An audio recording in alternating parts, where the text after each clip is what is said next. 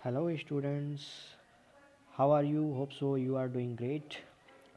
Very good morning, good afternoon, good evening. जब भी आप वीडियो देख रहे हैं तब आपके लिए good morning, good afternoon, good evening.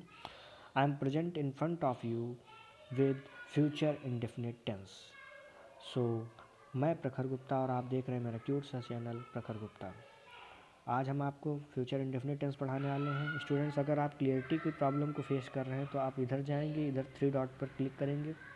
Three dot पर क्लिक करने के बाद क्वालिटी के ऑप्शन पर जाकर 480p के ऑप्शन पर क्लिक करेंगे। सो आप वीडियो बिल्कुल क्लियर देख सकेंगे स्टूडेंट्स। और प्लीज़ आप मेरे चैनल को सब्सक्राइब कर लें, सो नए नए वीडियो हम बनाते रहें तो आपको नोटिफिकेशन मिलती रहेगी। सो स्टूडेंट्स, हम स्टार्ट करते हैं। क्या होता है future indefinite tense? Future indefinite tense क्या होते हैं? फ्यूचर इंडेफिनिट टेंस पहचान कुछ ऐसी होती है, इन वाक्यों के अंत में गा है, गे है, गी है, आज शब्द आते हैं तथा कार्य का भविष्य में होना पाया जाता है। मतलब जैसे हमने बताया कि इन वाक्यों के अंत में गा है, गी है, गे है, आज शब्द आते हैं तथा कार्य का भविष्य में होना पाया जाता है। आप जैसे इसका एग्जाम्पल लगभग देना चाहें तो तुम्हें वहाँ जाना पड़ेगा, तो अंत में गा भी आया और कार्य का भविष्य में होना पाया जा रहा है। तुम्हें वहाँ जाना पड़ेगा मतलब भविष्य में आप जाएंगे। सो यहाँ पर आपको दिखा दिया गया कि इन वाक्यों के अंत में गा है, गी है, गे है, आज शब्द आते हैं और कार्य का भविष्य में होना पाया जाता है। सॉरी। सो आप जान गए होंगे क्या होते हैं फ्यूचर इंडेफिनिट टेंस। पहचान क्लियर हो गई तो अब हम रूल्स पर को फॉलो करते हैं। रूल्स हैं कुछ अफर्मेटिव सेंटेंसेस के रूल्स कुछ ऐसे हैं कि इनकी जो हेल्पिंग वर्ब होगी वो हेल्पिंग वर्ब विल और सेल होगी और मेन वर्ब जो होगी वो फर्स्ट फॉर्म होगी। सो आई वी के साथ सेल का प्रयोग तथा शेष सभी कर्ताओं के साथ विल का प्रयोग करते हैं। आज तक आपने सभी ने पढ़ा होगा कि कहने का मतलब अन्य अदर सभी टेंसेस में क्या होता है कि बहुवचन कर्ताओं के साथ मतलब प्लूरल पर्सन्स के साथ कुछ और होता है, सिंगुलर पर्सन्स के साथ कुछ और होता है। बट यहाँ तो थोड़ा फ्यूचर का रूल्स थोड़ा अलग है। फ्यूचर का थोड़ा रूल जो है वो अलग है।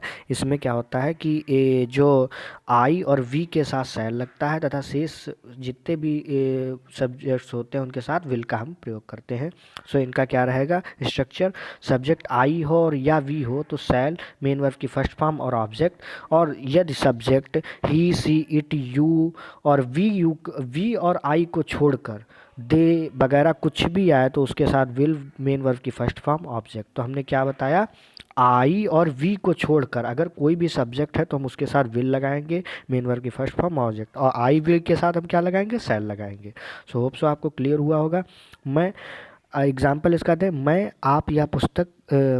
आज यह पुस्तक पढ़ूंगा तो I shall read this book today. I shall read this book today. अब जैसे सेल यहाँ पर हमने दिखाया जैसा स्ट्रक्चर के हिसाब से मैं आया तो I shall read this book today, आज की टुडे।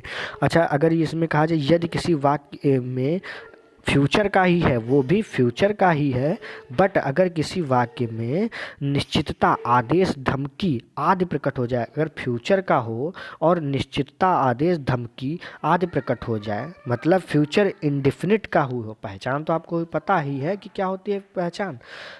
पहचान फॉलो करती है फ्यूचर इंडेफिनिट की, बट अफर्मेटिव सेंटेंस का रूल नंबर 2 अगर लग रहा है कि यदि किसी वाक्य में निश्चितता आदेश धमकी आदि प्रकट होता है तो आई और वी के साथ विल लगा देते हैं और शेष सभी के साथ सेल लगा देते हैं। मतलब सेम अपोजिट कर देते हैं। ये जो हमने अभी आपको पढ़ाया कि आई वी के साथ सेल लगाते हैं और बाकी सबके साथ विल लगाते हैं, सेम अपोजिट हो जाएगा कि आई वी के साथ विल लगाया और ही सी इट यू दे इनके साथ हमने सेल लगा दिया।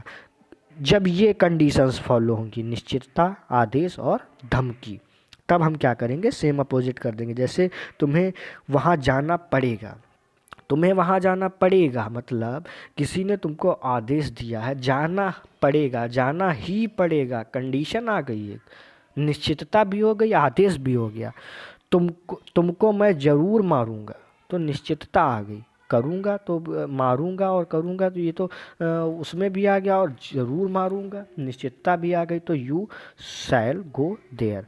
तो तुम्हें वहाँ जाना पड़ेगा, आदेश है, जाना पड़ेगा, आदेश हो गया, तो यहाँ पर you shall go there. You के साथ यहाँ पर इसके अकॉर्डिंग विल लगेगा, बट अगर ये कंडीशंस हमको मिल जाती हैं, निश्चय, आदेश, धमकी, तो हम यू के साथ शैल लगा देंगे और आई वी के साथ विल लगाएंगे।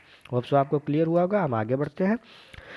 कल के लिए फ्यूचर टेंस के सेंटेंसेस में टुमारो का यूज़ करते हैं। स्टूडेंट्स, आप टुमारो की स्पेलिंग को बहुत ही कायदे से याद करें। टुमारो की स्पेलिंग में बहुत लोग प्रॉब्लम कर देते हैं। टुमारो को TOMM बना देते हैं और RRR भी बना देते हैं। टुमारो की रियल स्पेलिंग ये होती है। आप लोग टुमारो की स्पेलिंग को दिमाग में बैठा लें। सो निगेटिव सेंटेंसेस की हम बात करें तो निगेटिव सेंटेंसेस में नहीं के लिए नॉट का यूज़ होता है, और तथा कभी नहीं के लिए नेवर का यूज़ होता है। सो अगर नॉट पाया गया तो स्ट्रक्चर हमारा क्या रहेगा? सब्जेक्ट आई या वी, शैल नॉट, और मेन वर्ब की फर्स्ट फॉर्म और ऑब्जेक्ट। और सब्जेक्ट अगर हमारा ही सी सब्जेक्ट हमारा क्या हो रहा है, सब्जेक्ट अगर हमारा ही सी यू पाया गया तो विल नॉट, और मेन वर्ब की फर्स्ट फॉर्म ऑब्जेक्ट। क्या रहा हमारा कि सब्जेक्ट आई वी है तो शैल और नॉट, बस सब्जेक्ट तुमको क्या करना है, हेल्पिंग वर्ब के जस्ट बाद नॉट लगा देना है, nothing is any other thing. तो आपको इसके शैल के बाद नॉट और इसमें भी विल के बाद नॉट लगा देना। अगर यही नेवर पाया गया तो नेवर में आज तक आपने डिड वाले सेंटेंसेस और डज वाले सेंटेंसेस पढ़े, तो उसमें क्या पढ़ा हमने कि ये नहीं होते हैं, नेवर वाले सेंटेंसेस में ये गायब हो जाते हैं। होता है कि नहीं भाई? अगर निगेटिव है तो डज नॉट करते हैं या डिड नॉट करते हैं, डू नॉट करते हैं। बट अगर वही निगेटिव अगर नेवर में आ गया, कभी नहीं अगर कर दिया गया, तो डिड या डज का यूज़ नहीं करते। बट ये फ्यूचर के टेंसेस में थोड़ा रूल्स अलग हैं। इसका रूल्स ये है कि शैल भी होगा, नेवर भी होगा। कहने का मतलब हेल्पिंग वर्ब भी होगी और साथ में नेवर भी होगा, जबकि अन्य सेंटेंसेस में ऐसा नहीं होता है। रूल्स आप हमारे प्लेलिस्ट में जाकर देख सकते हैं। So subject I we shall और नेवर मेन वर्ब की फर्स्ट फॉर्म ऑब्जेक्ट, और सब्जेक्ट ही सी यू और I will never main verb की first form object. Interrogative sentences क्या होते हैं? इंट्रोगेटिव सेंटेंसेस जो होते हैं फर्स्ट टाइप में क्या से प्रारंभ होने वाले वाक्य, तो क्या से जो शुरू हो रहे होंगे उनको क्या करेंगे, उनकी हेल्पिंग वर्ब सबसे पहले ले आएंगे। Subject I we, main verb की फर्स्ट फॉर्म ऑब्जेक्ट और क्वेश्चन मार्क।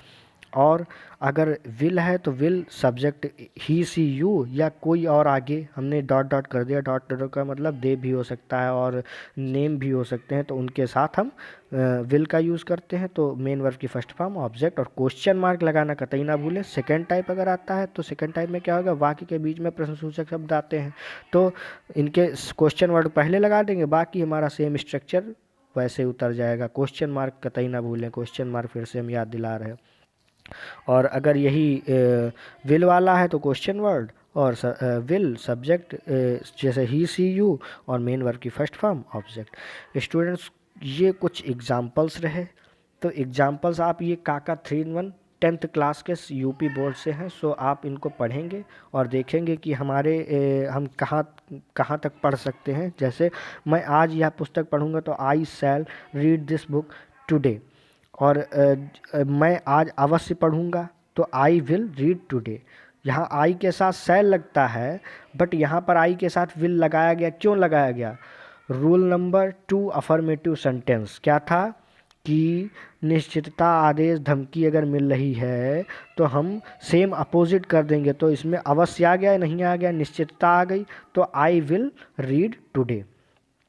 सो ऐसे ही कुछ यहाँ पर भी है कि जैसे कुछ सेंटेंसेस ये दिए गए हैं। तुम्हें यहाँ वहाँ जाना पड़ेगा, यू शैल गो, तुम्हें यह कार्य करना पड़ेगा, आदेश भी मिला है, धमकी ही है, समझ लो क्या, दे शैल डू दिस वर्क। तो दे के साथ विल लगता है, बट यहाँ पर शैल लगा है because of this is finite sentence, निश्चित। निगेटिव की बात करें तो शैल के बाद तुरंत नॉट लगा देंगे, और कभी नहीं की बात करें तो नेवर लगा दिया गया। इंट्रोगेटिव सेंटेंसेस में इंट्रोगेटिव सेंटेंसेस की बात करें हम, इंट्रोगेटिव सेंटेंसेस की हम बात करें तो इंट्रोगेटिव सेंटेंसेस में हमने जैसा स्ट्रक्चर बताया सेम वैसे ही, सेकेंड टाइप में भी वैसा ही है। स्टूडेंट ये काका 5 in 1 के अकॉर्डिंग कुछ रूल्स हैं, इसमें आपको अगर आप हाई लेवल के हैं तो आप इसमें अपना ढूंढ सकते हैं कुछ रूल्स, वैसे हमने कोई छोड़े नहीं है, आपको अगर कुछ फाइंड आउट करना है तो निकाल सकते हैं। ये कुछ अनसॉल्व्ड क्वेश्चंस दिए हुए हैं, आप इनको करने की कोशिश करेंगे और इनकी मीनिंग्स भी दी हुई हैं। अगर आपको कोई मीनिंग्स में प्रॉब्लम है तो इधर से देख सकते हैं। स्टूडेंट्स अगर आपको कोई प्रॉब्लम जाती है तो नीचे डिस्क्रिप्शन बॉक्स में कमेंट टाइप करें, हम उसका प्रॉब्लम का सॉल्यूशन करेंगे। और स्टूडेंट्स नीचे डिस्क्रिप्शन बॉक्स में आप हमारी गूगल क्लासरूम ऐप का लिंक पा जाएंगे। आप वहाँ से हमारे ये सेम पीडीएफ फॉर्मेट में नोट्स पा सकते हैं, सो आप ये गूगल क्लासरूम एक ऐप डाउनलोड करेंगे और नीचे डिस्क्रिप्शन बॉक्स में जाकर वहाँ से लिंक पर क्लिक करेंगे जब, तो आप सीधे हमारे गूगल क्लासरूम में पहुँच जाएंगे और वहाँ से आप ये सेम पीडीएफ फॉर्मेट में नोट्स पा सकते हैं। स्टूडेंट्स अगर कोई प्रॉब्लम है तो आप कमेंट बॉक्स में कमेंट टाइप करें, हम आपका सॉल्यूशन ढूंढेंगे। फिर आगे मिलते हैं हम फ्यूचर कंटिन्यूअस टेंस में। Thank you.